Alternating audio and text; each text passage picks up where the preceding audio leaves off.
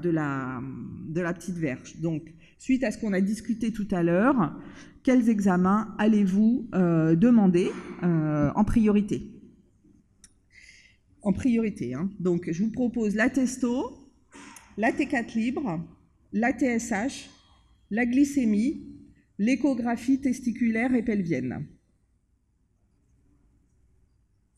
Quel examen faites-vous en priorité? Bon, moi j'ai mis, j'ai mis un certain nombre de réponses justes. On pourra en discuter, hein, parce qu'il y a aussi, on peut avoir aussi des pratiques un petit peu différentes les uns des autres. Ça marche là? Oui. On est à 25. Il reste encore quelques personnes qui peuvent voter. C'est bon, c'est stabilisé. Je vous montre les bonnes réponses. Il faut cliquer sur Enter. Voilà. Alors, l'urgence, déficit antéhypophysaire. Donc, l'urgence, c'est la T4 libre et la glycémie. Donc, la glycémie en premier, hein, parce qu'on va vraiment chercher, est-ce que cet enfant, vous êtes à la maternité, il naît avec un micropénis, je pense déficit antéhypophysaire, hypoglycémie. Donc, on fait une glycémie. Sur la fonction, comme on cherche un déficit antéhypophysaire, il faudrait doser la T4 libre. On ne dose pas la TSH, parce que la TSH, elle est normale ou elle est basse, elle ne vous fait pas avancer dans le diagnostic. Donc, dans le diagnostic du déficit antéhypophysaire, c'est la T4 libre qu'il faut doser.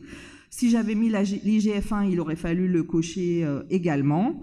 Et alors la testostérone, c'est vrai que je ne l'ai pas mis en réponse juste. Je vois qu'il y a un certain nombre de personnes qui l'ont coché. C'est vrai qu'on peut le faire. Ça peut vous conforter dans le diagnostic d'un déficit antéhypophysaire avec un déficit gonadotrope. Donc on mettrait vert aussi pour le... Voilà. L'échographie, non. C'est pas un... Pourquoi pas l'échographie?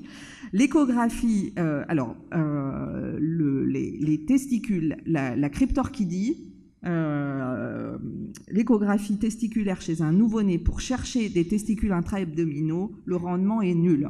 Nul. Les radiologues savent honnêtement pas faire, même dans des grands centres. Donc, soit le testicule, vous le palpez, c'est-à-dire vous allez le chercher dans le canal inguinal, soit l'échographie vous apportera rien de plus. Donc l'échographie pour chercher une cryptorchidie des testicules, ça ne marche pas. Donc c'est de l'examen clinique qui est vraiment qu'on doit mettre en numéro 1. Si j'avais mis palpation des testicules, là il aurait fallu répondre oui. Okay. Et l'échographie pelvienne, c'est pour chercher s'il y a un problème de la différenciation sexuelle, ce qui n'est pas le cas là. Comme je vous ai dit, quand le MEA est au bout, ça veut dire que la différenciation sexuelle s'est faite entièrement et normalement. Donc, il n'y a pas d'indication à aller rechercher un résidu utérin, quelque chose, une anomalie de la différenciation sexuelle.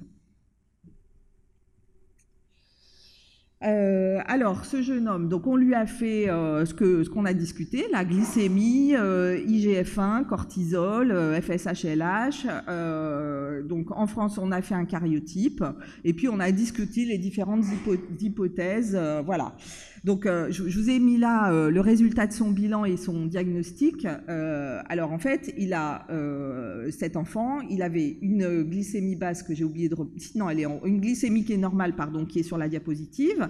Il a un cortisol qui est normal, un IGF-1 qui est normal, donc et une T4 qui est normale. Donc il n'a pas d'insuffisance antéhypophysaire. On peut éliminer ce diagnostic déjà.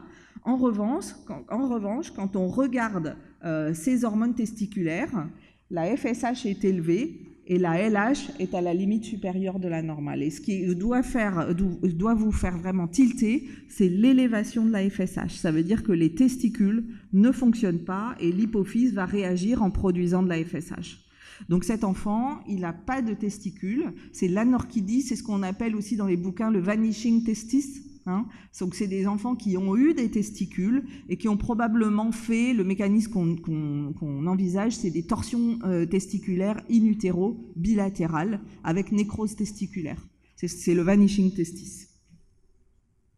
Donc c'est une pathologie qui est assez rare, mais dans la cryptorchidie bilatérale avec micropénis, finalement, c'est un diagnostic qu'on trouve assez fréquemment. Et je vous ai mis le graphe, c'est une publication de Robert Debré qui avait repris une série de ces patients sans testicules, ces garçons sans testicules. Vous avez en bas à droite le graphe de la croissance de la verge chez ces enfants au cours de la vie, et vous voyez que la plupart sont en dessous de la ligne qui passe par le 0 en fin de croissance. Donc c'est une pathologie qui va être associée à une petite verge définitive.